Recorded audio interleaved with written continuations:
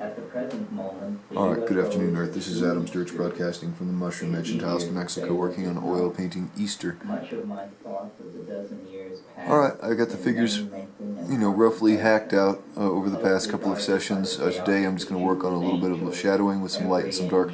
Got some red ochre mixed into some burnt sienna, a bit of yellow ochre, and some Naples yellow left over from the last session from the other painting. I'm just going to go back and hit all of the figures loosely with that, sort of thickly, and then render them with a little of the ochre and the red ochre, or yellow ochre and red ochre.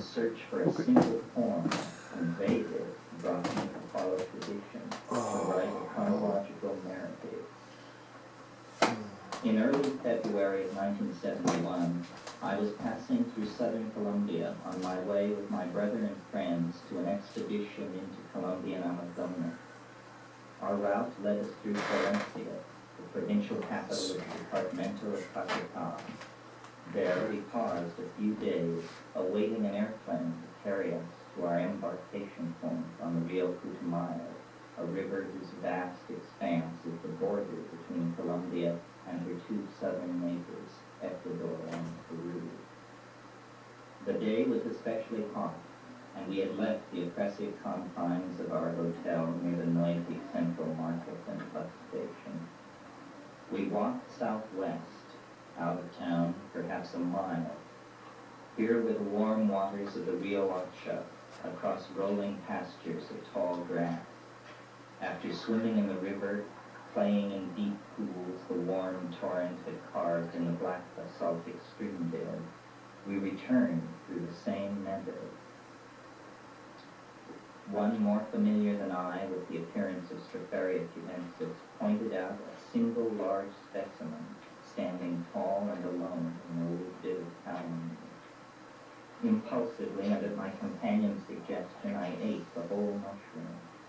It all occupied but a moment, and then on we trudged, tired from our swim, a tropical thunderstorm moving toward us along the eastern edge of the Andean Cordillera, where Florencia is located.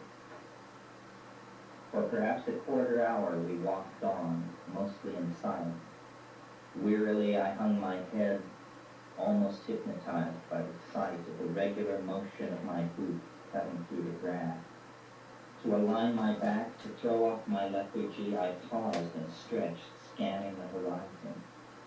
The feeling of the bigness of the sky that I have come to associate with psilocybin rushed down on me there for the first time. I asked my friends to pause and sat down heavily on the ground. A silent thunder seemed to shake the air before me. Things stood out with a new presence and significance. It came like a wave and passed like a wave as the first fury of the tropical storm burst over us, leaving us soaked. In the sodden retreat, a brief moment preceding our frantic withdrawal went unmentioned by me. I recognized my experience as being induced by the mushroom, but I was involved, I thought, in a deep jungle search for hallucinogens of a different sort, orally active DMT-containing drugs and yahe and its admixture plants.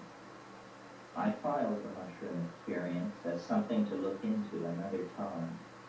Longtime residents of Colombia assured me that the mushroom occurred exclusively on the dung of cebu cattle, and I assumed that in the jungle of the interior, where I was shortly to be, I could expect no cattle or pasture. I put the thought of mushrooms from my mind as I anticipated the rigors of the Rio Putumayo descent toward our target destination, a remote mission called La Chorrera. Why had people like ourselves come to the steaming jungles of Amazonian Colombia? We were a party of five, bound by friendship, extravagant imagination, naivete, and a dedication to travel and exotic experience. Ev, our translator, was the only member of the group not long an acquaintance of us all. She was an American like ourselves who had lived several years in South America and had traveled in the East, where I had passed her once in the Kathmandu airport. Another story. In Colombia, she was recently free of a long relationship and fell in with our group, having nothing better to do. She and I were lovers of some 2 weeks when we arrived at La Chorrera. The other 3 members of our party, besides myself, were my brother, the youngest and least traveled of us, a student of botany and a colleague of long standing; Vanessa, an old school friend of mine from the Experimental College in Berkeley, trained in anthropology and photography and traveling on her own; and Dave, another old friend of mine, a gay meditator and maker of pottery and embroiderer of blue jeans, and like Vanessa, a New Yorker. As for myself, just 4 months before this trip, my brother and I had endured the grief of the death of our mother. Previous to that, I had been traveling 3 years in India and Indonesia, had worked in Japan and then in Canada, where we had all held a reunion and planned this Amazon expedition to investigate the depths of the psychedelic experience. I deliberately do not wish to say much about any of us. Let me say, though, that we were miseducated, perhaps, but well-educated, certainly. Our differences arose out of the faith that each had in his own ability to understand the situation correctly. Often these descriptions did not agree, as is a common enough situation among strong personalities or witnesses to an unusual event. We were complex people, or we would not have been doing what we were doing. None of us were yet 24 years old. We had been drawn together through the political turmoil that had characterized years shared in Berkeley. We had sorted the ideological options and had decided to put all of our chips on the exploration of the potential of the psychedelic experience as the shortest path to the sort of millennium that our radical politics had taught us to hope for. We had no very good idea at all about what to expect from the Amazon. We had collected as much ethnobotanical information as was available. This data told us where the various hallucinogens were to be sought, but not what to expect when we found them. I have given some thought to trying to reconstruct how predisposed we might have been to our eventual experiences. I find in a letter written 11 months before our expedition that Dennis was even then the person with the clearest conception. He wrote to me in China in May of 1970 to say, as to the central shamanic quest and the idea that its resolution may entail physical death, indeed a sobering thought, I would be interested in hearing just how likely you consider this possibility and why. I have not thought of it in terms of death, though I have considered that it may well give us, as living men, willful access to the doorway of the dead past daily. This I consider to be a kind of hyperspatial astral projection that allows the hyperorgan, consciousness, to instantly manifest itself at any point in the space-time matrix, or at all points simultaneously. A UFO is essentially this hyperspatially mobile psychic vortex, and the trip may well involve contact with some race of hyperspatial dwellers. Probably it will be an encounter similar to a flying lesson, instruction in the use of the transdimensional stone, how to navigate in hyperspace, and perhaps an introductory course in cosmic ecology candidate. Retention of the physical form under such circumstances would be, it seems, a matter of choice rather than a necessity, though it could be a matter of indifference, since in the hyperspatial web, all existing physical manifestations would be open. I would say that time is not of the essence for the venture, except insofar as the cultured depths of the tribes we are seeking are proceeding at an appalling rate. There you go. That's good. Fun.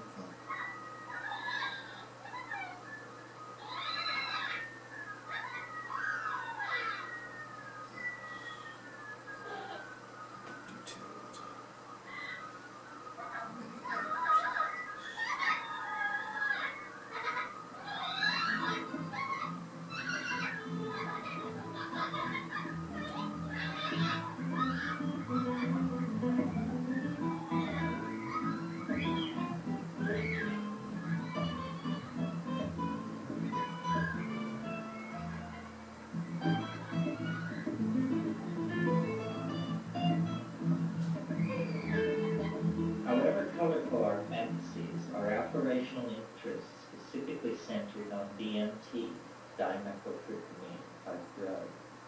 quite simply because their action, though very brief, seemed to us the most intense of the hallucinogens we knew. DMT is not an object of common experience, even among drug enthusiasts, and so a word must be said about it. It is a crystalline paste or powder in its pure synthetic form, and as such it is smoked in a glass pipe with no admixture. After a few lungfuls, the onset of the experience is rapid, 15 seconds to a minute. The hallucinogenic experience which it triggers lasts 3 to 7 minutes and is unambiguously intense. It is so bizarre and intense that even the most devoted aficionados of hallucinogens will usually pass it by. Yet, it is the commonest and the most widely distributed of the naturally occurring hallucinogens and is the basis, when not the entire component, of most aboriginally used hallucinogens in tropical South America. Naturally, as a product of plant metabolism, it never occurs in anything like the concentrations at which it comes from the laboratory. Yet, South American shamans, by predisposing themselves to its effects in various ways, do seek the same levels of reality-obliterating intensity achievable with pure DMT.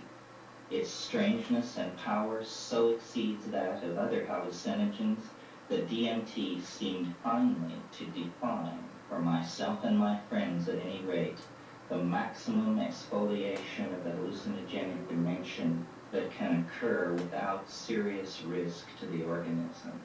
We thought, therefore, that our phenomenological description of the hallucinogenic dimension should begin by locating strong DMT-containing aboriginal hallucinogen, and then exploring with an open mind the shamanic states that it made accessible. To this end, we have sifted the literature on tryptamine drugs in the upper Amazon basin and learned that Vayape, or ayahuasca, the brew of Banisteriopsis café with the DMT admixture, is known over a wide area, just as are several kinds of DMT containing snuffs. There was one DMT containing hallucinogen that was severely restricted in its usage. Ukupe is made from the resin of certain trees of the Myristicaceous genus Varroa, mixed with the ashes of other plants and rolled into pellets. But what caught our eye about the description of this drug was that the Witoto tribe, who alone knew the secret of making it, used it to talk to little men and to gain knowledge from them. These little people are one bridge between the motifs of UFO contact and more traditional strange doings in the woods involving elves and fairies. The worldwide tradition of little people is well studied in the Fairy Faith in Celtic Countries by W.E. Evans Vance, a book which was influential on Jacques Vallée's UFO quest as well as our own. The mention of little men rang a bell, since in Berkeley, in my own experience smoking synthesized DMT, there had been the impression of bursting into a space inhabited by merry, elf-like, self-transforming machine creatures. The sense of being literally in some other dimension which this experience provoked had been the focus of our decision to concentrate on tryptamine drugs. After sifting the literature of the tryptamine hallucinogens, we came eventually to Richard Schulte's paper, Varroa as an orally administered hallucinogen. His description of the use of the resin of Varroa theodora as an orally active DMT drug was fascinating. So too was the fact that the hallucinogen seemed to be limited in its use to a very small area. Schultes was an inspiring voice when he wrote of Ukupe. Further field work in the original home region of these Indians will be necessary for a full understanding of this interesting hallucinogen. Interest in this newly discovered hallucinogen does not lie wholly within the bounds of anthropology or ethnobotany. It bears very directly on certain pharmacological matters, and, When considered with the other plants with cyclotomimetic properties due to tryptamines, this new oral drug poses problems which must now be faced and, if possible, toxicologically explained. Based on Schulte's report, we determined to go ourselves to the vicinity of La Chorrera to seek Rucuco, to abandon our studies, whatever careers might be ahead of such opinionated psychoactivists, to pay our own way to the Amazon, to see if the titanically strange dimensions that we had encountered in DMT trance were even more accessible via the DMT drugs which the shamans of the Amazon had developed. It was of these drugs that I had been thinking when I had no time for the stropharia mushroom encountered in the pasture near Florencia. I was eager to press on with the quest for the exotic, barely reported Ritoto Upude. Little did I imagine that the search for Upude would soon after arrival at La Chorrera be all but forgotten, the discovery of the mushrooms so abundant there, and the strange power that seemed to swirl around those argued pastures.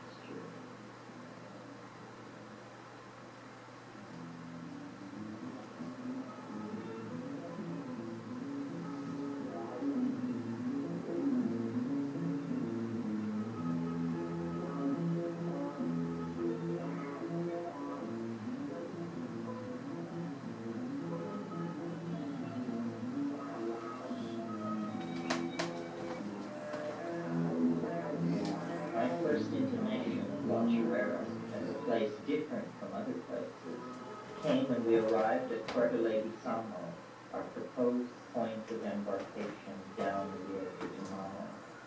It is a place to be reached from Florencia and the rest of Colombia by airplane, as no roads make their way through the jungle to it. It is as tired and oppressive a South American river town as one could ever hope to see. William Burroughs passed this way in his search for Yahweh in the 50s. He described it then as looking like some place after a flood.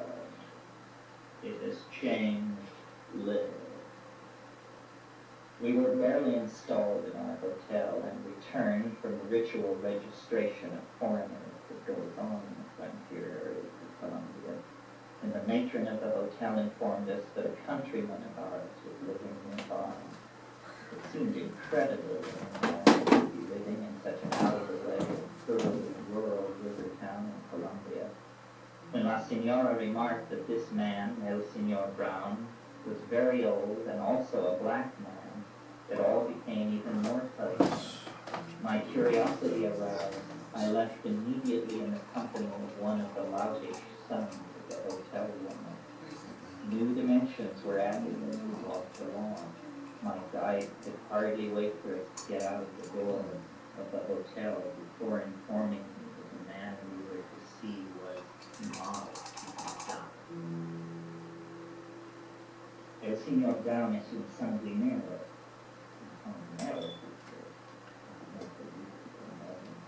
The horror that the rubber boom brought to the Amazon Indians in the early years of this century has lived on, a memory for the oldest people and a terrifying legend for the younger Indians. In the area surrounding La Chorrera, the Huitoto population had been systematically reduced from 40,000 in 1905 to about 5,000 today. I could not imagine that the man I was to meet had any real connection with those distant events. I suppose that this story I was hearing meant that I was to meet a local boogeyman around whom extravagant stories had grown up. We shortly reached a ramshackle and indistinguished house with a small... Alright, I think that does it for the moment. So that starts defining the figures a little bit more, get some variety of brushstrokes happening and some rhythms throughout the tree. So that's Adam Sturch broadcasting from the Mushroom Mansion House, New Mexico, working on oil painting Easter. Thanks for watching. Have a good day, Earth. 3 steps up was a